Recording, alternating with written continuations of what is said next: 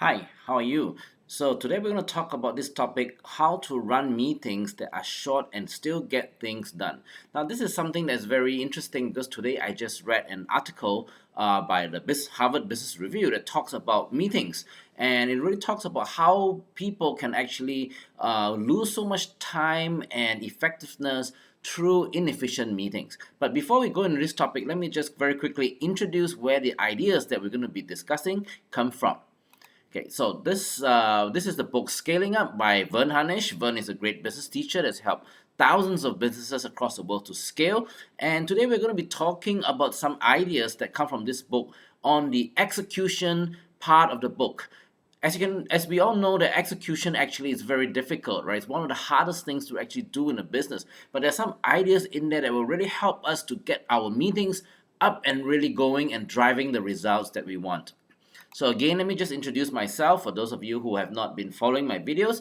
My name is Jeremy Han and I'm a scaling up coach. So I work with Vern across the region to help implement the ideas into companies and help them to see results. And my clients have grown between 40 to 400% over a 2 year period where I work with them. And it's really because of the concepts in the book are really practical and they work. So today I'm going to be sharing with you some concepts, some experiences, some stories from my clients and what we do to help them run their meetings more effectively and thereby really drive the kind of results that they want. So I mentioned earlier on that I read an article this morning by the Harvard Business Review, and the title of the article is "Your Meetings Stink." Think about that, right? It's funny, right? The article, "Your Meetings Stink." It is really like in your face telling us that we are actually bad at running meetings. And I saw a cartoon before once that say that it's not meetings. Meetings are not the problem. Then the problem is actually from where? It is actually us. The meetings are not the problem. We are the problem. We are the ones that make meetings ineffective. So, looking at this picture here right now, does that describe the kind of meetings that is happening in your company? Right, one person talking, going through minute details that nobody is really interested in. Now, how did this actually come about? Right, and so I have a client that has got they've run their business for more than 30 years, and once when I started talking to them a little bit more casually, and I asked them, hey, tell me, why do you want to implement scaling up? Why do you want to why did you choose our methodology? So this company, I was talking to their board of directors, and the CEO, the founder, was not there that day, and they told me this. They said that, Jeremy, for the last 30 years, right, we have been running our weekly meetings from every Tuesday from 8 a.m. all the way to 10 p.m. Right? Just imagine all the time that's been wasted from 8 a.m. to 10 p.m. and you multiply that over 30 years. Now, how do you really think that all those hours are spent with everybody engaged solving problems that everybody should be solving? No, right? Most of the time it goes into one-on-one discussions and people just get bored and it's just a tremendous waste of time. So let's do this little test in your company. Okay. So now take the look at your team. How many people do you have in meetings every week? Okay. Take their salary and divide it by the number of hours that they work. So you get the per hour cost of their salary. And I want you to multiply that amount with the number of hours that you think are spent in unproductive meetings. So take the per hour cost of your management team or whichever team that you are working with and multiply that with the number of unproductive hours you think are spent on meetings. Now, what do you think that amount is going to be? Right? Work that out and see if you get a surprise or not about how much time and money is actually being wasted. So, just to give you an idea of some statistics, according to the article that I read this morning, just in USA alone, the amount of money that's wasted, right, on inefficiencies, wasted time, opportunity costs of time is actually $30 billion has been wasted on meetings, on unproductive meetings. Think about that amount of money.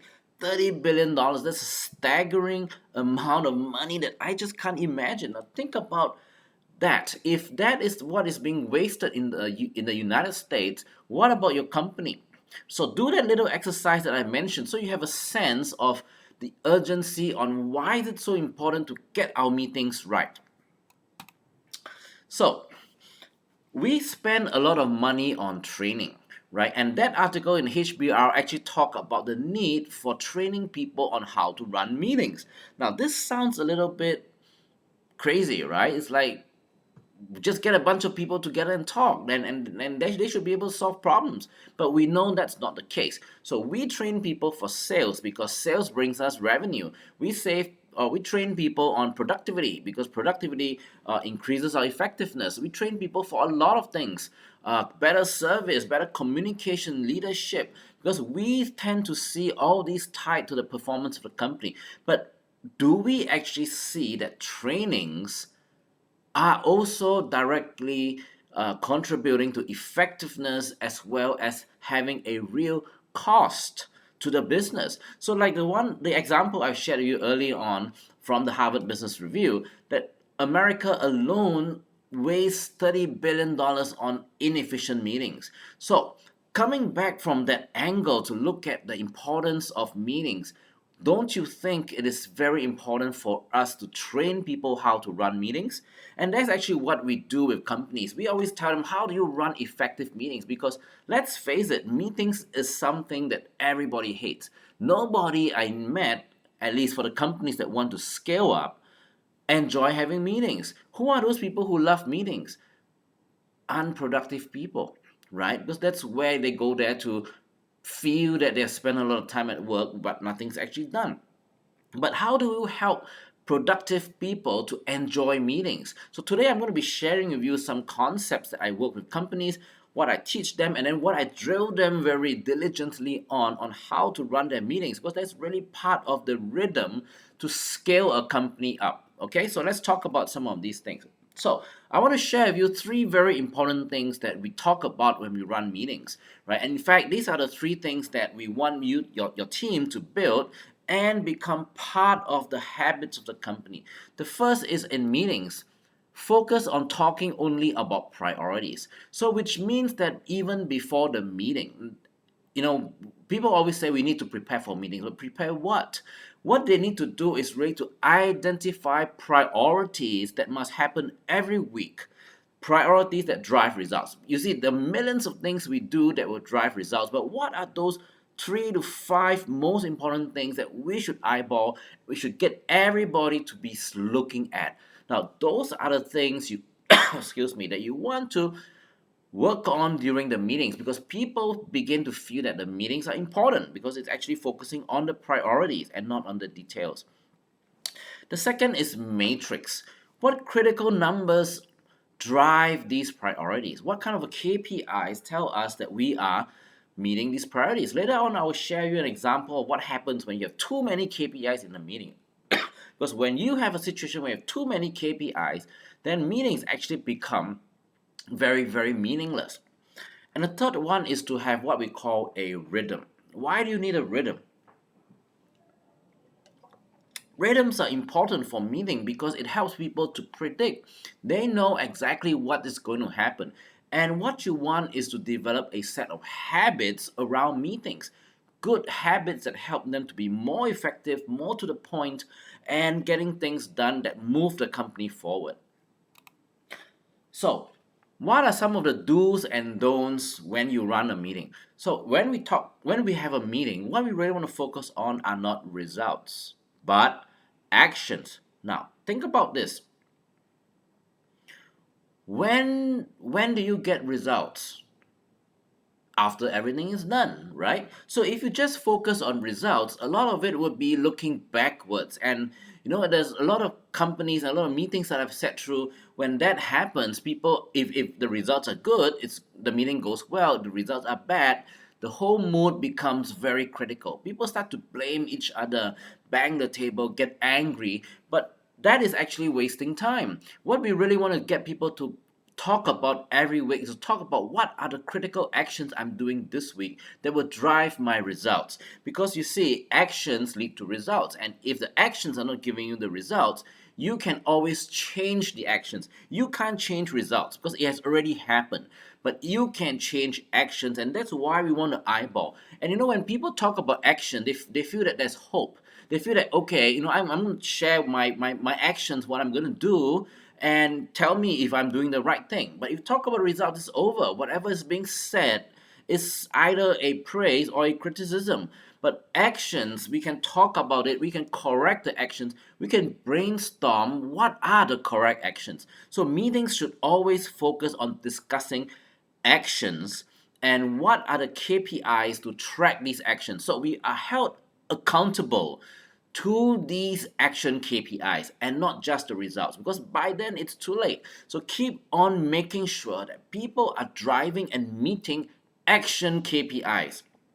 Now, the other thing that I think is very important in a meeting is really getting everybody to be used to asking this question: I need help, and I need people. No, I need the whole team to tell me, because you see, a lot of meetings are dominated either by one person, what we call the highest paid person, or is dominated in a one-to-one kind of conversation where the boss focuses on one or two people that's having an issue and excludes everybody else. Right? What are they supposed to do? Right? The rest of them would be just spending time, doing other work and all that. So what do we need to do to get them engaged is to get them to ask for help. So the issues that they bring up has to be important enough for other people to be interested in. And that's why an earlier point I mentioned is focus on company priorities, or priorities that drive the results and not on the minor things. So get them to learn how to ask this question: where do I need help? Because when you are sitting across somebody who's asking you for help, you cannot be disengaged. Now, what are some of the don'ts? Don't use meetings for reporting. Now, with so many other kind of platforms that we can see, we can look at results, we can track numbers almost like instantaneously any time of day.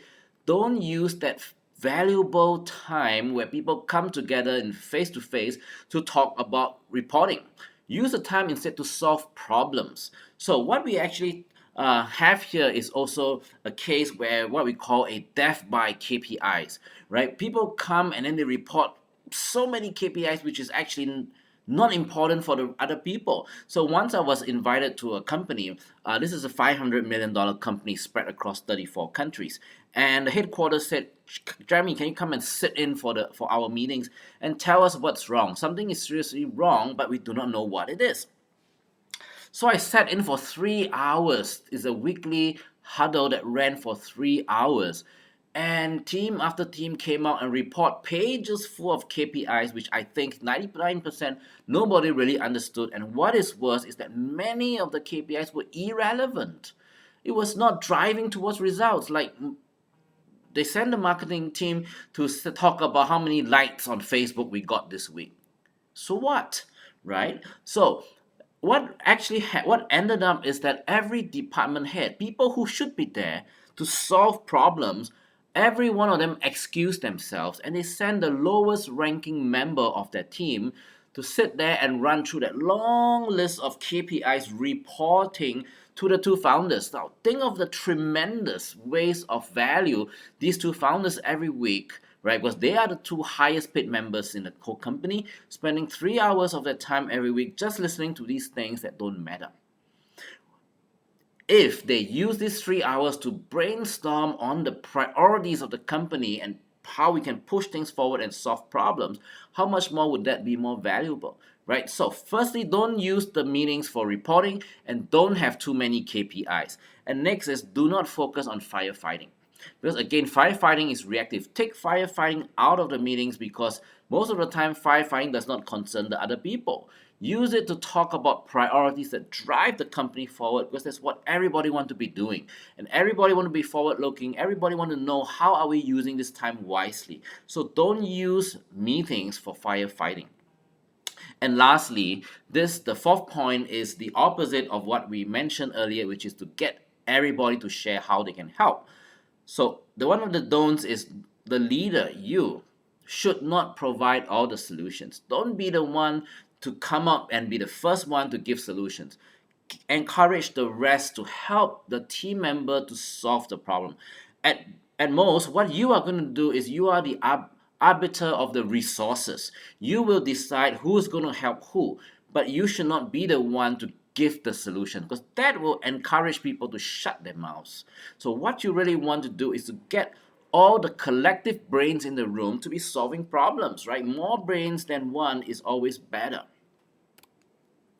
So in a nutshell, how do we should be using meetings to build culture, right? To build accountability, right? What we really want to do is to get people talking about the key actions that they'll be focusing on and their priority, and how their priority will actually lead to the results that you want, right? And when you talk about the actions every week, it builds accountability, because everybody knows exactly what everybody is doing, and everybody knows how what you are doing is going to affect me, and if you have a problem, I can chip in to help. So that also builds teamwork, which is what you want, right? So use the meetings as a platform to build the people, get them to help each other to solve problems, because that is also the process for different team members to know what other people are doing and how they can add value to each other. So it builds a teamwork. It also gives people a platform to rise up, right? For people to share their ideas, to put forward their experience to help somebody else. And that builds your core values. And also the last one, which is very important, remember, meetings primarily are used to drive things forward. It's action oriented. It's not about reporting. It's not about long list of KPIs to prove that we are very busy, right? So those are the things that we don't want. You want to use meetings strategically. Use the meetings not just to get things done every week, but to build these three things. Because these are the three things that in the long run will help you to scale your business and build a very strong foundation. Because these are good habits, these are growth habits. Keep moving the company forward. So, I hope you find what I've shared with you useful, because this is actually one of the most painful topics that I have to work with every company, because it really goes into the heart of the habits of this company. So I would like to share with you this set of slides that I have done. So this is actually what we call a rhythm chart. It tells you when you should be running what kind of meetings, because that's very important. People often confuse and mix up the objective of different meetings, and that's why people go to a meeting, they do not know what is going on, they do not even know why they should be there, they do not even know what they should be talking about, and it just messes things up. There is actually an order of meetings. Certain meetings are used for certain things, and you need to be clear, and you need to build that into your company rhythm, so people always know what to expect and what to do. So I have this whole deck of slides on what meeting is for what purpose, and the breakdown of every type of meeting, how you should run it. If you want that deck of slides, please get in touch with me and I'll send it to you. This is actually what I actually do with my clients when I coach them. I make them accountable for that process. I sit in some of their meetings, and that's how they really drive the scaling up results. So, once again, my name is Jeremy, and that's what I do. I work with companies across Asia applying this. We don't just talk theory, we don't just talk big strategy, we drill it down to execution. How do you execute your business every week so that your strategies are turned into results? That's my role, and that's how I help companies to scale. So if you really want that exercise, get in touch with me through this website, grow at growthcatalyst.com.sg. One more time, grow at growthcatalyst.com.sg. Write to us and let us know you want that too. We have other videos that I hope you will watch that will complement what you have learned, or even go greater detail in execution. And also, more importantly, is we have an online test to help you see how ready is your business to scale up. So if you want all these resources, just get in touch with us, and we'll be very happy to help you in your scaling up journey. So thank you for listening in. Let us know what you need, and thank you very much, and I hope to see you again. Goodbye.